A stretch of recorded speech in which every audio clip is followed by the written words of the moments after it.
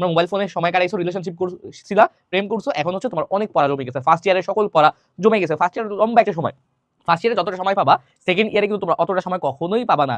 এই পড়া জমেই তাই তোমার রাখা যাবে না। তোমার এখন থেকে কি করা লাগবে, সেকেন্ড ইয়ারের পড়া তো পড়া লাগবেই, তার পাশাপাশি হচ্ছে তোমার ফার্স্ট ইয়ারে যে পড়া আছে এটা হচ্ছে তোমার মেকআপ করা লাগবে।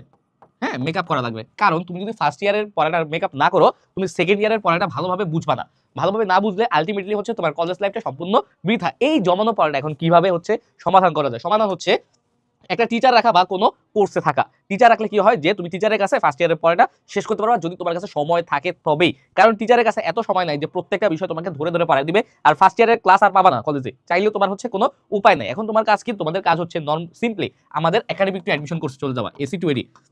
আমরা আমাদের একাডেমিক অ্যাডমিশনের কথা কেন বলি? কারণ হচ্ছে মানবিকের জন্য আমাদের কোর্সের ধারে পাশে বাংলাদেশে কেউ নাই, ধারে পাশে কেউ নেই। কারণ এখানে আমি বলতেছি, এখানে বাংলা, ইংলিশ, আইসিটি সহ মানবিকের সকল বিষয়ের উপরে 800+ ইন ডিটেইলস ক্লাস আছে। এখানে তোমার ফার্স্ট পেপারও কভার করা হবে, সেকেন্ড পেপারও কভার করা হবে, তার পাশাপাশি অ্যাডমিশন ক্লাসও আছেই।